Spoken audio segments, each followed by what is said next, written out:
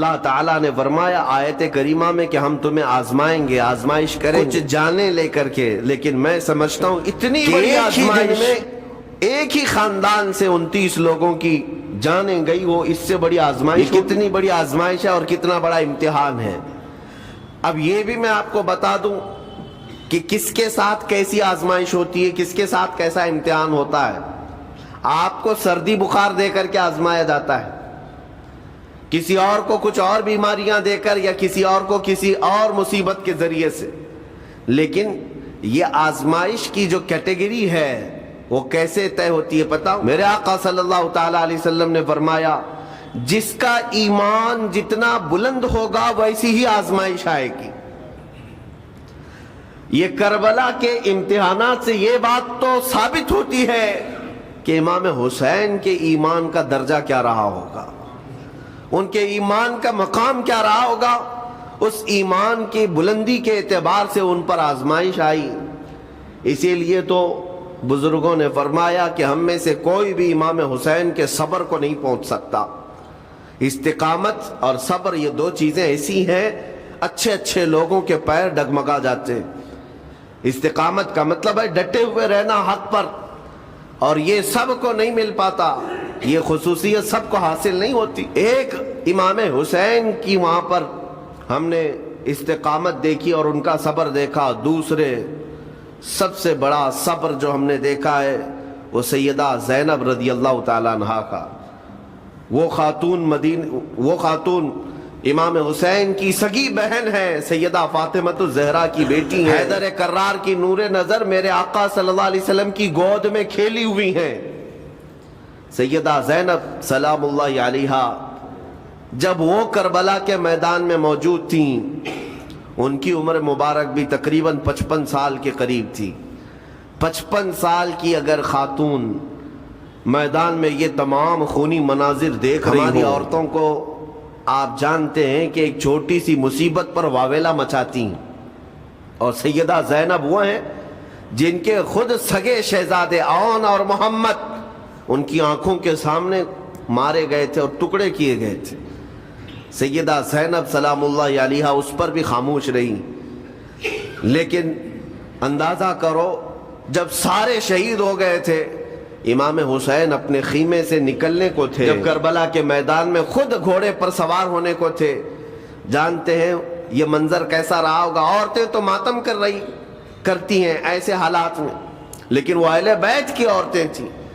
سیدہ زینب خود کھڑی ہوئی اور اپنے خیمے میں امام حسین کو لے گئی۔ ایک صندوق تھا پرانا، اس کو کھول کر کے اس میں سے ایک جبہ نکالا اور کہا میری ماں نے مجھے یہ وصیت کی تھی کہ جب حسین میدان میں اترنے کی اس کی باری آئے تو اس دن ہو سکتا ہے وہ مجھے یاد کرے۔ زینب اگر تو اس دن باقی رہے، تو اس دن زندہ رہے تو اپنے ہاتھوں سے یہ حسین کو جبہ پہنا۔ عزیزان گرامی وقار، قرآن عظیم میں اللہ رب العزت ارشاد فرماتا ہے اور ہم ضرور تمہاری آزمائش کریں گے، تمہیں آزمائیں گے۔ کن چیزوں سے آزمائیں گے؟ تمہارا امتحان ہوگا۔ 4 چیزوں کا ذکر اس آیت میں آیا ہے۔ بِشَيْءٍ مِّنَ الْخَوْفِ، تمہیں ڈر دے کر کے کسی چیز کا، خوف سے تمہیں آزمایا جائے گا۔ وَالْجُوعِ، اور بھوک کے ذریعے سے آزمایا جائے گا۔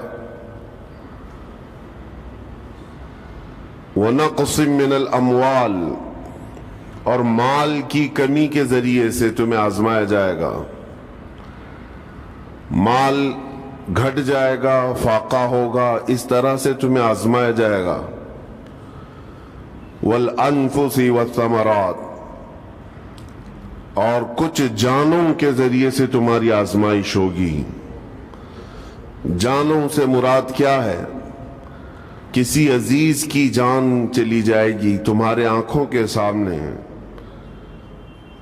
تمہارے گھر والوں کی موت تمہارے لیے بڑی آزمائش ہے، تمہارے لیے ایک بڑا امتحان ہے۔ اور پھر اخیر میں رب تبارک و تعالی ارشاد فرماتا ہے وَبَشِّرِ الصَّابِرِينَ الَّذِينَ إِذَا أَصَابَتْهُمْ مُصِيبَةٌ قَالُوا إِنَّا لِلَّهِ وَإِنَّا إِلَيْهِ رَاجِعُونَ۔ اے رسول ان لوگوں کو بشارت دے دیں۔ کن لوگوں کو؟ ان لوگوں کو بشارت دے دیں جن کے پاس مصیبت آتی ہے تو یوں کہتے ہیں ہم اللہ ہی کے ہیں اور اللہ ہی کی طرف لوٹنے والے ہیں۔ مصیبتوں کے وقت جنہوں نے کہا انا للہ و انا الیہ راجعون، رب تعالیٰ فرماتا ہے رسول انہیں بشارت دے دیجیے۔ کس بات کی بشارت؟ کس بات کی خوشخبری؟ اولئک علیہم صلوات من ربہم ورحمہ واولئک هم المہتدون۔ اللہ فرماتا ہے یہ وہ لوگ ہیں جن پر ہمیشہ اللہ کی رحمتیں اترتی ہیں۔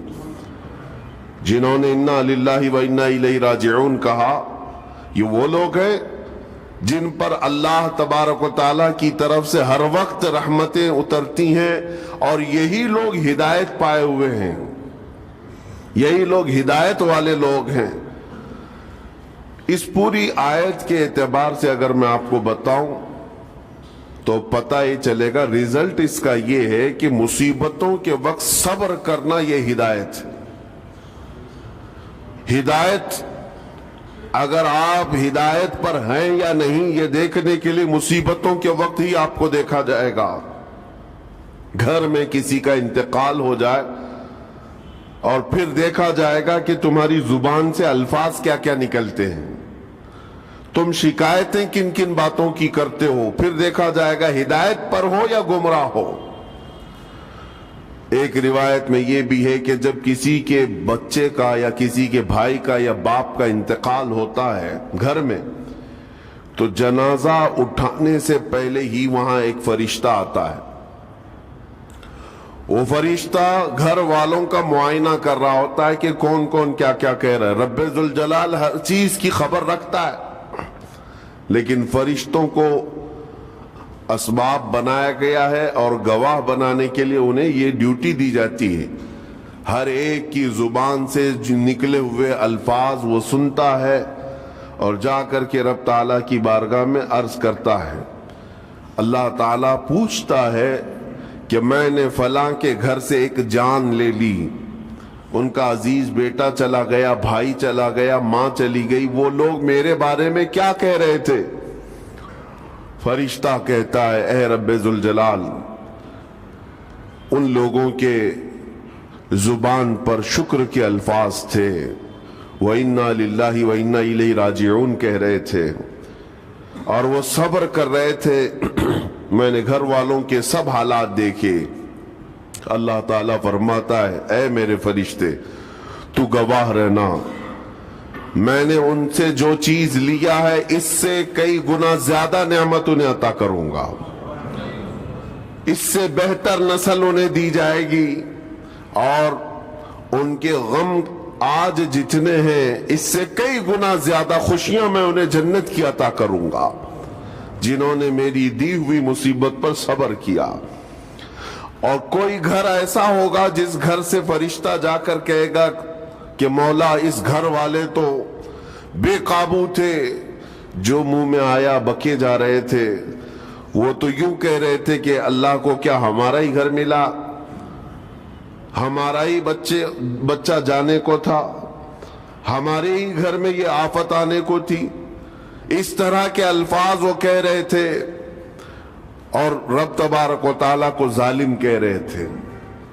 اللہ تبارک و تعالیٰ اپنے جلال کا اظہار فرماتا ہے، ارشاد فرماتا ہے فرشتے کو اے فرشتے تو گواہ رہنا، انہوں نے میرے بارے میں جیسا گمان کیا اب میں ان کے ساتھ ویسا ہی سلوک کروں گا۔ اللہ تبارک و تعالیٰ کے ساتھ یہ گمان جس طرح بندہ کرے گا اللہ تعالیٰ اس کے ساتھ اسی طرح کا سلوک فرمائے گا۔ اس کو ارحم الراحمین ہی تصور کرو۔ ہمیشہ رب تبارک و تعالیٰ مہربان ہے اور مہربان ہی اس کی طرف گمان کرنا بھی چاہیے مومن کو۔ انشاءاللہ العزیز مہربانی ہوگی، اور بلکہ دلوں کا قرار اور سکون بھی رب تعالیٰ ہی عطا کرتا ہے۔ اے میرے عزیزوں، یہ تمہیدی باتوں کے بعد میں اب عرض کرنا چاہتا ہوں، محرم الحرام کے مہینے میں کربلا کے واقعات سنتے ہی رہتے ہیں۔ میرے عزیزوں، ہم بچپن سے لے کر اب تک ہر سال کربلا میں ہونے والے عظیم حادثے کو سنتے بھی آ رہے ہیں۔ 14 صدیوں گزر جانے کے بعد بھی اس واقعے کو یاد کرتے ہیں تو آنکھیں بھیگ جاتی ہیں۔ اس میدان میں، وہاں کے ریگزاروں میں رسول کریم صلی اللہ تعالی علیہ وسلم کے اہل بیت کا جو امتحان تھا وہ کتنا سخت تھا، کتنا کٹھن تھا۔ کسی ایک کے ساتھ کوئی معاملہ ہو جائے تو سمجھ میں آئے، امام عالی مقام سید الشہداء امام حسین رضی اللہ تعالیٰ عنہ کو کتنا بڑا امتحان دینا پڑا ہوگا۔ ایک نہیں، اپنے خاندان کی 29 لاشیں انہوں نے اٹھائی ایک دن کے اندر، اپنے خاندان کی، پھر دوسرے ان کے اصحاب اور رسول اللہ کے صحابہ بھی اس میں موجود ہیں، اور دوسروں کے بچے بھی اس میں موجود ہیں۔ کل ملا کر 72 لوگوں کی وہاں پر جانیں گئی ہیں، شہادت کا جام انہوں نے نوش کیا ہے، لیکن ہر گھڑی امام حسین ہر موت کو دیکھتے رہے۔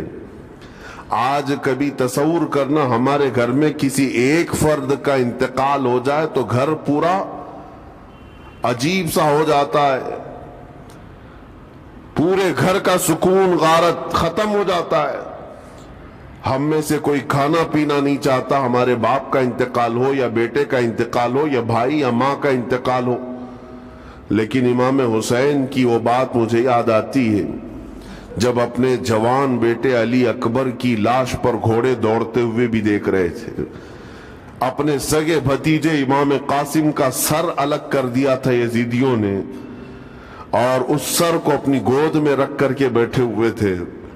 اپنے سگے بھائی حضرت عباس علمبردار کے، ان کے آنکھوں کے سامنے دونوں ہاتھ کاٹے گئے تھے، اور حضرت عباس کے سینے میں نیزہ مار کر کے انہیں گرایا گیا تھا۔ اتنا ہی نہیں میرے عزیزوں، امام حسین اس خونی منظر کو اپنی آنکھوں سے دیکھیں جب 6 ماہ کے علی اصغر کو لے کر پانی طلب کرنے گئے تھے تو یزیدیوں نے گلے پر تیر ایسا لگایا تھا کہ خون کا فوارہ مولا حسین کے چہرے پر آ کر لگ گیا۔ پورے کربلا کے واقعات پڑھنے کے بعد میں نے محسوس کیا، اتنے پورے واقعے گزر جانے کے بعد بھی ایک چیز کربلا میں نہیں ہوئی، باقی سب آفتیں آئی ہیں، ایک چیز نہیں ہوئی۔ وہ کیا ہے؟ امام حسین کے زبان سے کوئی شکایت نہیں ہوئی، کوئی شکوہ نہیں تھا۔ یہ نہیں تھا کہ سارے بجلیاں ہم پر گر پڑی ہیں، اس خاندان کا کون ہے؟ سوائے زین العابدین کے اس پورے خاندان میں کوئی مرد باقی نہیں رہا۔ پورے خاندان کے بچوں کو، ان کے بڑے مردوں کو، سب کو وہاں پر شہید کر دیا گیا تھا۔ میں عرض تو کر رہا ہوں، ایک خاندان کے 29 لوگوں کی لاشیں میدان میں پڑی ہوں۔ وہ کیسا منظر ہے؟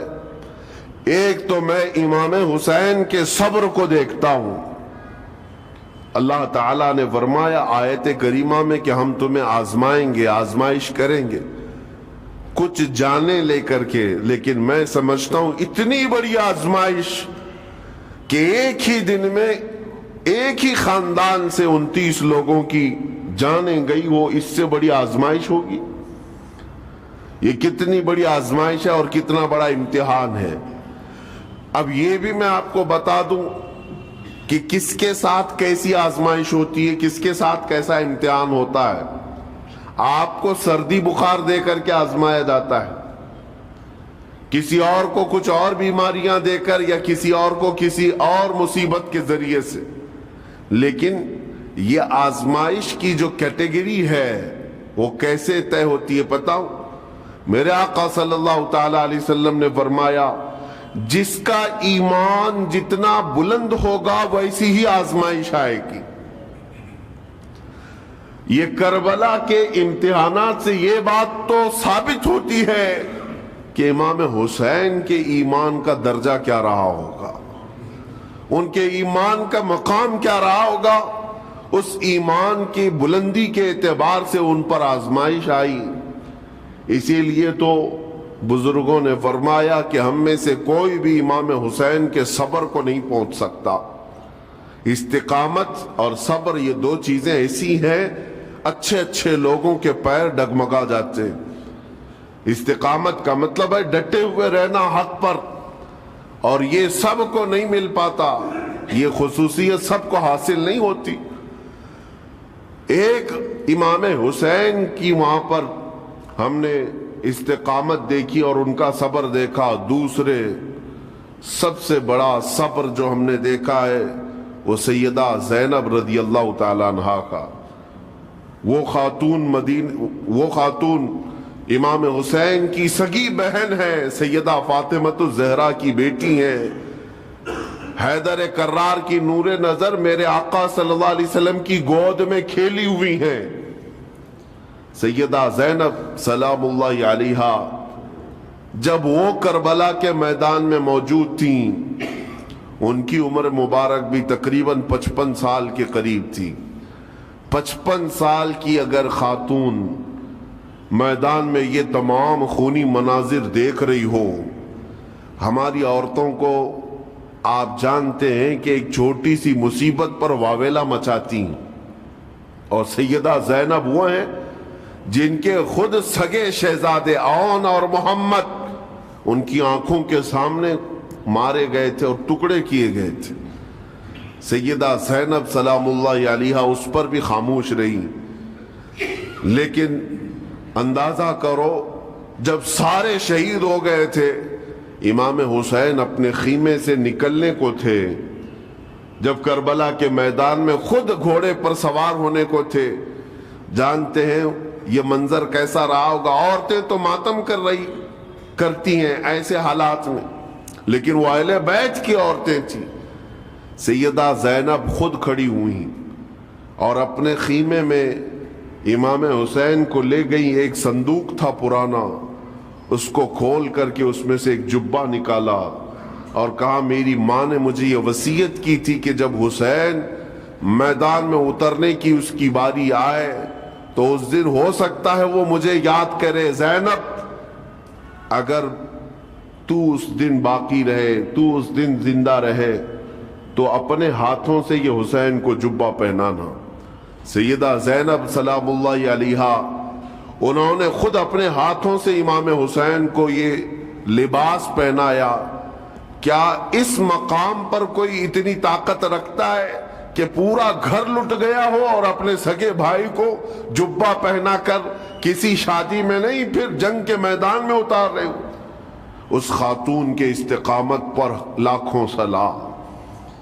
سیدہ زینب سلام اللہ علیہا وہ معمولی خاتون نہیں ہے، صبر کا پہاڑ تھیں۔ میں آپ کو بتاؤں، مصیبت کے وقت ایک بار کسی کا قتل ہو جائے تو وہ ایک موت ہے، لیکن یہاں پر کربلا کے میدان میں سیدہ زینب جتنی موتیں دیکھ رہی تھی، ہر موت پر ایک موت کی تکلیف ہے، ہر موت پر ایک موت کی تکلیف، لیکن وہ صابرہ و شاکرہ رہیں۔ پوری تاریخ میں ڈھونڈ کر کے آپ نکالیں، کہیں پر بھی سیدہ زینب نے نہ اپنے بال نوچے، نہ کپڑے پھاڑے، نہ چہرے پر ہاتھ مارا، بلکہ ایسا صبر کا دامن پکڑی رہیں کہ پوری زندگی بھر انہوں نے صبر کی تلقین کی تمام خواتین کو۔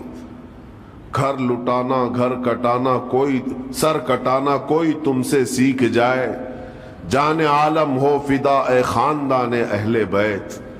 امام زمن فاضل بریلوی رحمت اللہ علیہ نے فرمایا ہے، سر کٹانا، گھر لٹانا کوئی تم سے سیکھ جائے، جان عالم ہو فدا اے خاندان اہل بیت۔ عزیزان گرامی وقار، یہاں پر ان حالات کے بعد میں آپ کو ایک بات ضرور کہنا چاہوں گا۔ مصیبتیں ہمارے گھر بھی آتی ہیں، آفتیں تکلیفیں ہمارے گھر بھی آتی ہیں، لیکن کیا ہم ان مصیبتوں کا سامنا کرتے ہیں، استقبال کرتے ہیں؟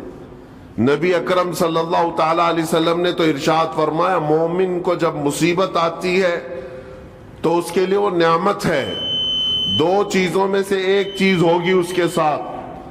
اگر بخار بھی آئے، میرے آقا فرماتے ہیں اگر بخار بھی آیا ہے تو دو باتوں میں سے ایک بات ہوگی اس کے ساتھ، یا تو رب تبارک و تعالیٰ اس کے گناہ معاف کرے گا یا تو اس کے درجے کو بلند کرے گا۔ مصیبت اگر آئے تو ایک بات یاد رکھنا، رب تبارک و تعالیٰ اپنے محبوب بندوں کو، پسندیدہ بندوں کو آزمائش میں ڈالتا ہے، ورنہ جو لوگ یہ سمجھتے کبھی طبیعت خراب ہی نہیں ہونا چاہیے تو فرعون بن جاتے ہیں ایسے لوگ۔ فرعون کو 90 سال تک نہ کبھی سردی آئی نہ بخار، کبھی کوئی بیماری نہیں، اور جب بندہ کبھی بیمار نہیں ہوتا تو اپنے آپ کو خدا تصور کرنے لگ جاتا ہے، میں تو دنیا کا سب سے مضبوط آدمی ہوں، مجھے کچھ نہیں ہوتا۔ لیکن مصیبتیں دے کر کے رب تبارک و تعالیٰ تمہیں تمہاری حقیقت بھی بتاتا ہے، اور انسان کو انسان کی لمٹ میں رہنا سکھایا جاتا ہے۔ تمہاری حیثیت صرف اتنی ہے کہ اگر نس رک گئی، دل کی دھڑکنیں ایک آن کے لیے اگر رک گئی تو سب ختم ہے۔ اس لیے تمہیں رب تبارک و تعالیٰ کے حضور جانا ہی ہے تو صبر بھی سیکھو اور شکر بھی سیکھو۔ آج مصیبتیں اور آفتیں آتی ہیں تو واویلا کرنے والوں کے لیے میرا میسج ہے، اللہ تبارک و تعالیٰ تمہاری ہر بات کو دیکھ رہا ہے۔ تمہارے چیخنے سے، چلانے سے، تمہاری شکایت کرنے سے گئے ہوئے آدمی کی جان واپس تو نہیں آنی ہے۔ تمہارا عزیز ترین بھائی مر گیا، تم جس سے سب سے زیادہ پیار کرتے تھے وہ بیٹا انتقال کر گیا، مجھے بتاؤ تم 10 لوگوں میں چیخو گے، چلاؤ گے، رب تعالیٰ کے حضور بری بری باتیں بھی کرو گے تو کیا وہ گئی ہوئی جان واپس آ سکتی ہے؟ میرے عزیزو، یہ وہ حکومت نہیں ہے کہ تمہارا احتجاج کرنے پر قانون واپس لے لیا جائے۔ تمہارے سب مل کر کے پروٹیسٹ کرنے سے حکومتیں اپنے فیصلے واپس لے سکتی ہیں، لیکن وہ رب ذوالجلال شہنشاہ اعظم کا قانون ہے۔ وہاں نبیوں کی بھی جو روح لی گئی، وہاں پر اللہ تبارک و تعالیٰ نے اپنے محبوب نبیوں کی بھی روح کو قبض کرنے کا حکم دیا، تو کیا سب کے غم منانے سے وہ روحیں واپس کرنے کا فیصلہ کیا گیا ہے؟ نہیں میرے عزیزو، اس عالم میں، اس کائنات میں پھر کوئی ہمارے رونے چیخنے چلانے سے واپس نہیں آتا۔ ہاں، غم کرنا اپنی جگہ پر ہے، لیکن غم کا شرعی طریقہ کیا ہے؟ میرے آقا صلی اللہ تعالی علیہ وسلم نے بھی غم فرمایا۔ آپ کے عزیز بیٹے سیدنا ابراہیم جب انتقال کر گئے، میرے آقا کی آنکھوں میں آنسو تھے۔ حضور پاک صلی اللہ تعالی علیہ وسلم کی آنکھوں کے سامنے سیدہ خدیجۃ الکبریٰ کا انتقال ہوا، حضور غمگین تھے۔ لیکن غم کا مطلب کبھی یہ نہیں ہوتا کہ اللہ کی بارگاہ میں شکایت کریں، تو نے میرے ساتھ ایسا کیوں کیا؟ یعنی تم حکم دو گے، رب تبارک و تعالیٰ کو تم مشورہ دو گے کہ کس کے ساتھ کیا کرنا ہے۔ اس لیے ان مواقع پر ہم سب کی آزمائش ہے، ہمارا امتحان ہے۔ ایسے معاملات جب بھی آتے ہیں، دیکھیں میں آپ کو ایک اور باریک بات بتا دیتا ہوں۔ یہ ہم آج تقریر کر رہے ہیں، ہو سکتا ہے آپ بھی سن رہے اور اچھی طرح سمجھ رہے ہیں، لیکن خود کے گھر پر جب آ جائے تو تقریر بھی یاد نہیں رہتی، نصیحت بھی یاد نہیں رہتی، غم کا غلبہ زیادہ ہو جاتا ہے۔ ایسے اوقات میں حکم کیا ہے مومنین کو؟ میرے گھر پر، میں جانتا ہوں شکایت نہیں کرنا چاہیے، میں جانتا ہوں غموں کے وقت صبر کرنا چاہیے، پھر بھی اگر میرے گھر میں آ گئی مصیبت تو مومنین کے لیے حکم یہ ہے کہ تم نے اب تک جو سنا تھا حدیثیں وغیرہ اس کو یاد دلاؤ، یعنی مجھے یاد دلاؤ۔ یہ مت سوچو کہ مولانا صاحب ہیں، مفتی صاحب ہیں، امام صاحب ہیں، ان کو تو سب معلوم ہوگا۔ غم کا غلبہ جب آ جاتا ہے تو اچھے اچھوں کو یاد نہیں رہتا۔ مومنین کو کہا گیا ہے کہ وہ یاد دہانی کریں، جائیں غموں کے وقت ان کی حالت دریافت کریں اور انہیں صبر کی تلقین کریں۔ ہر ایک کے لیے ضروری ہے، یہ سوچ کر کے پیچھے نہیں ہٹا جائے گا کہ یہ تو بہت جانکار لوگ ہیں، یہ بہت پڑھے لکھے لوگ ہیں، ان کو تو سب پتہ ہے۔ نہیں، بلکہ حکم یہ ہے کہ جس کے ساتھ بھی مصیبت آئے، مومنین، دوسرے مومنین، اسے صبر کی تلقین کریں، اسے جا کر کے حوصلہ دیں اور اسے تسلی دیں۔ اب میں آتا ہوں ان باتوں کی طرف جو لوگ مصیبتوں کو برا سمجھتے ہیں۔ ایک صحابی تھے، ان کی شادی ہو گئی ایک صحابیہ سے، نکاح ہوا تھا مدینے میں، سال بھر خوشحالی سے گزرتے رہے، بہت اچھے دن گزرے۔ سال ختم ہونے کو تھا کہ خاتون جو ہے لڑائی کرنا شروع کر دیتی، کہتی مجھے تمہارے ساتھ رہنا نہیں، مجھے طلاق چاہیے، ڈائریکٹ طلاق۔ تو اس صحابی نے کہا ہوا کیا؟ وہ صحابیہ کہتی تھی نہیں مجھے تمہارے ساتھ رہنا نہیں۔ اس صحابی نے کہا ٹھیک ہے، اگر ایسا ہی ہے تو حضور پاک صلی اللہ علیہ وسلم کے پاس چلتے ہیں، وہاں جا کر فیصلہ کرا لیں گے۔ تو وہ صحابیہ مان گئیں، کہا چلو چلتے ہیں۔ تو دونوں چلے جا رہے تھے اپنے گھر سے، حضور پاک صلی اللہ علیہ وسلم کے دربار میں فیصلہ کروانا ہے۔ چلتے وقت راستے میں ایک پتھر سے ٹھوکر لگ گئی اس صحابی کو، اور اتنی تیز ٹھوکر لگی کہ ان کا ناخن اکھڑ گیا۔ اب وہ ان کی خاتون جو بیوی صحابیاں ہیں، وہ فوراً اپنے دوپٹے کا کپڑا پھاڑ کر کے انگلی کو باندھتی ہیں اور خون روکتی ہیں، اور اس کے بعد کہتی ہے چلو واپس گھر چلتے ہیں۔ گھر واپس آنے کے بعد وہ کہتی مجھے طلاق نہیں چاہیے، ساتھ میں رہوں گی۔ کہا عورتوں کا موڈ، عورتوں کا اس طرح کا فیصلہ کیا بات ہے؟ وہ صحابیہ کہتی ہے میں نے سنا ہے کہ جب کبھی کوئی بندہ بیمار نہیں ہوتا تو اللہ اسے پسند نہیں کرتا۔ میں نے جب سے تم سے شادی کی ہے، سال بھر ہو گئے، ایک بار بھی تم کو بیمار ہوتے نہیں دیکھا۔ مجھے ایسا لگنے لگا کہ کہیں تم اللہ کے ناپسندیدہ بندے تو نہیں ہو، اس لیے میں تمہارے ساتھ نہیں رہنا چاہتی تھی۔ اب جب راستے میں ٹھوکر لگ کر ناخن اکھڑ گیا تو مجھے احساس ہوا کہ اللہ تجھے بھی پسند کرتا، میں تیرے ساتھ رہنے کو تیار ہوں۔ وہ صحابیہ تھیں۔ میرے عزیزو، اس کا مطلب یہ نہیں کہ ہم آپس میں ایک دوسرے کے بیمار ہونے کی انتظار میں رہیں۔ شوہر یہ سوچے کہ میری بیوی بیمار کیوں نہیں ہوتی، اور بیوی یہ سوچتی رہے کہ میرا شوہر بیمار کب ہوگا۔ وہ توکل کا اعلیٰ درجہ ہے۔ انتظار اور تمنا مت کرو بیمار ہونے کا، بلکہ بیماری آ جائے تو اللہ کا شکر ادا کرو، آ جائے تو صبر کرو۔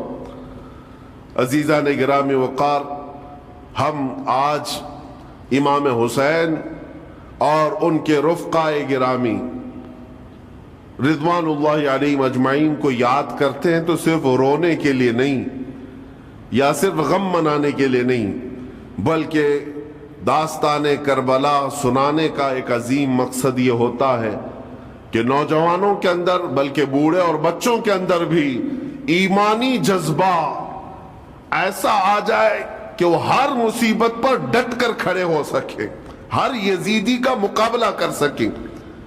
ایک تو اس کا میسج یہ ہے، اور دوسرا میسج یہ ہے کہ چاہے جیسی بھی مصیبتیں آئیں، ایمان کے ساتھ رہنا ہے، صبر اور شکر کو ہرگز نہیں چھوڑنا ہے۔ مصیبتیں ہمارے پاس اب اتنی بڑی تو نہیں آتی کہ ایک خاندان کے ہی اتنے لوگوں کو کاٹ دیا جائے، ایسی مصیبتیں تو نہیں آئی۔ اب جو کچھ بھی آتی ہیں ہمارے ساتھ، وہ مال کی کمی کی، کبھی دکان میں دھندا نہیں چلتا، کبھی بچے کسی کو نہیں ہو رہے ہیں، یا پھر گھر میں کوئی بیمار ہے، کوئی مستقل بیماری آ گئی ہے، یہی تو مصیبتیں ہیں۔ مومن کے لیے یہ قید خانہ ہے، زیادہ آسائش اور آرام کی فکر نہ کرو۔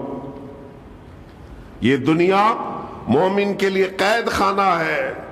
اسی لیے شاعر نے کیا خوب کہا, جب کسی کا انتقال ہوتا ہے, ایک سچے مومن کا انتقال ہوتا ہے, تو لوگ کہتے فلاں مر گیا, فلاں مر گیا. تو ایک شاعر نے بہت اچھے انداز سے کہا ہے کہ کون کہتا ہے کہ مومن مر گیا؟ جو سچا مومن ہے اس کے لیے کہہ رہا ہوں. وہ شاعر نے کہا کون کہتا ہے کہ مومن مر گیا؟ قید سے چھوٹا وہ اپنے گھر گیا. حقیقت تو یہ, قید سے چھوٹا وہ اپنے گھر گیا. یہاں دنیا میں زیادہ آسائش, زیادہ آرام کی طلب انسان کو مغرور بنا دیتی ہے, تکبر والا بنا دیتی ہے, گھمنڈی بنا دیتی ہے. اور اللہ تبارک و تعالیٰ کی بارگاہ میں ہمیشہ سر بسجود رہنے والا وہ بندہ ہے جو مصیبتوں میں گھرا رہتا ہے. کچھ نہ کچھ مصیبتیں ایسی ہیں جو تمہیں مسجد تک لاتی ہیں, قرآن تک لاتی ہیں, تسبیح تک لاتی ہیں. اور کوئی مصیبت نہ ہو, کوئی تکلیف نہ ہو, تو پھر جلدی بندہ اللہ کو بھی یاد نہیں کرتا. اسی لیے رب تبارک و تعالیٰ کی بارگاہ میں کچھ فرشتے ایسے ہیں, جب تم رو رو کر کے دعائیں کرتے ہو پھر یہ کہتے ہو میری دعائیں نہیں قبول ہوتی, مولانا آپ کیجئے, میں تو کب سے یہ دعا مانگ رہا ہوں, میری تو دعا ہوتی ہی نہیں, اور آپ کہتے ہیں اللہ تعالیٰ بہت جلدی دعا قبول کرتا ہے. یہ نا امیدی تمہاری اللہ تعالیٰ کی ذات سے ہرگز جائز نہیں. لیکن میں وجہ بھی بتا دیتا ہوں, کچھ فرشتے ایسے ہیں جو تمہاری دعائیں سن سن کر کے اللہ سے کہتے مولا یہ بندہ کتنا مانگ رہا ہے, تو قبول کیوں نہیں کرتا؟ رب تبارک و تعالیٰ یہ جو مانگ رہا ہے اسے دے کیوں نہیں دیتا؟ رب تعالیٰ فرماتا ہے فرشتوں میں بھی سن رہا ہوں اس کے مانگنے کو, اس کی دعاؤں کو. اگر میں ابھی اس کو دے دوں تو وہ مانگنا بند کر دے گا, اور اس کا مانگنا مجھے اچھا لگتا ہے. جب تک وہ مانگتا رہے گا میں اسے پسند کرتا رہوں گا. ایک وجہ یہ بھی ہوتی ہے تم مایوس ہو کر کے چھوڑ دیتے ہو کہ اب کیا دعا کرنا, اتنے دنوں سے کر ہی رہا تھا, کچھ نہیں ہوتا. اگر تمہاری دعاؤں کا اثر جلدی نظر نہیں آتا تو رحمان تمہاری دعائیں سن رہا ہے اور وہ تمہاری دعائیں پسند بھی کر رہا ہے. میرے عزیزو, یہ تمام حالات میں آپ اللہ تبارک و تعالیٰ کی بارگاہ میں کثرت سے دعائی کریں اور مانگا ہی کریں جب مصیبتیں آئیں. آج کے حالات بھی ہماری آزمائش کے حالات ہیں. آج کا جو دور ہے وہ بھی ایک یزیدی دور ہے.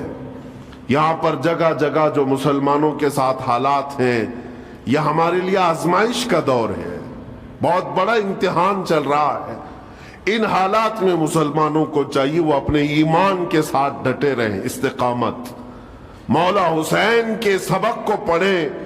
اس وقت تو ان کی گردنوں پر تلواریں تھیں, ان کے بچوں کے سینے چھدے ہوئے تھے تیروں سے, لیکن وہ ڈٹے ہوئے تھے میرے مصطفیٰ کی شریعت پر. آج ابھی تمہارے سینوں پر بندوق کی گولیاں نہیں لگائی گئیں, ابھی تمہارے اوپر اتنی بڑی مصیبتیں نہیں آئیں, لیکن میں پھر بھی دیکھتا ہوں نوجوانوں کو کہ کوئی مصیبت نہ آنے کے باوجود بھی تم اسلام کے ساتھ کھلواڑ کر رہے ہو. میرے آقا کی سنتوں کو پیٹ پیچھے پھینک کر کے تم تو بازاروں کی زینت بننا پسند کرتے ہو. اکثر لوگوں کو ہم نے دیکھا آج مجرے کرنے والوں کی کثرت یہ ہمارے نوجوان بچوں کی ہے. یہ اپنے جسموں کی نمائش کرنا اس کو فیشن سمجھتے. نہیں میرے عزیزو, امت مصطفیٰ اور وہ بھی امام حسن اور امام حسین کے غلام اس مردار دنیا پر کبھی بھی اپنی حکومت نہیں چاہتے. اس مردار دنیا کے وہ کبھی خواہش مند نہیں ہوتے. لیکن جن نوجوانوں کو آج ہم ان خواہشات کی پیروی کرتے ہوئے دیکھ رہے, افسوس ہوتا ہے, افسوس ہوتا ہے. آج کے حالات میں تم بھی سنبھل جاؤ, کیونکہ ایک بہت بڑی جنریشن تمہارے پیچھے ہے اور وہ تمہیں دیکھ کر کے نقل کرے گی. اگر آج تمہارا راستہ بگڑ گیا تو یہ جو چھوٹے بچے ہیں وہ بگڑے ہوئے راستے کو ہی اسلام سمجھنے لگ جائیں گے, وہ اسی بگڑے ہوئے راستے کو ہی صحیح راستہ سمجھ بیٹھیں گے. اسی لیے آج नौजवानों की कसरत मेरे आका सल्लल्लाहु ताला अलैहि वसल्लम के आशिकों की होना चाहिए। और इन सख्त तरीन हालात का मुकाबला बॉडी बिल्डर नहीं कर सकता।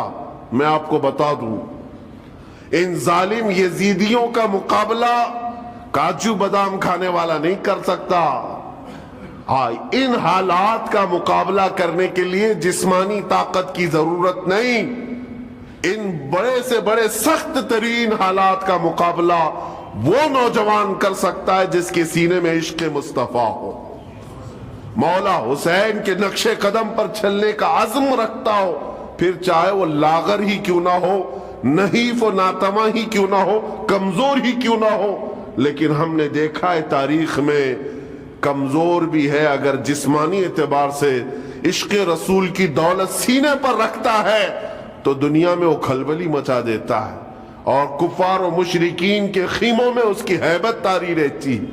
हमने और तारीख पढ़ी है। आखिरी बात अर्ज करता हूँ, इमाम अहले सुन्नत फाजिल बरेलवी इमाम अहमद रजा खान नव्वर अल्लाहु मरकदहु, आला हजरत को कौन नहीं जानता आज के जमाने में।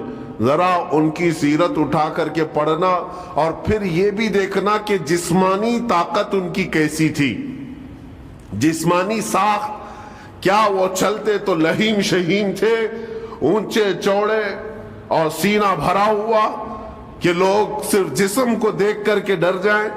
नहीं, आला हज़रत फाजिल बरेलवी रज़ियल्लाहु ताला अन्हु इस तरह जिस्मानी बहुत ऊंची चौड़ी सलाहियत के नहीं थे, बल्कि बहुत ही हल्का जिस्म रखते थे। हल्का जिस्म, दुबले पतले थे, लेकिन जब अपने हुजरे में बैठ करके कलम चलाते थे तो दुनिया के कोने कोनों में उनकी गूंज होती थी और बड़े बड़े किलों में जो है जलजला आ जाता था।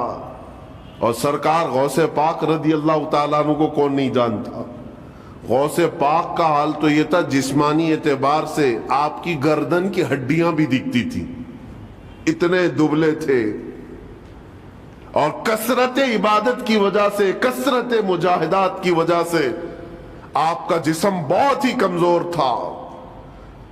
बल्कि एक वक्त का वाकया भी है कि आप चलते चलते गश खाकर गिर गए, चक्कर आकर गिर गए।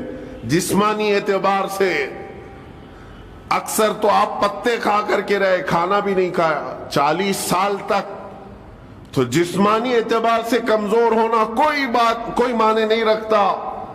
लेकिन दुनिया ये भी जानती है, गर्दन की हड्डियां ही क्यों ना दिखती हों, हाथ और पैर की हड्डियां ही क्यों ना दिखती हों गौसे पाक की, लेकिन रूहानी ताकत का हाल ये है कि किसी कब्र को ठोकर लगा दे तो मुर्दा जिंदा हो जाए।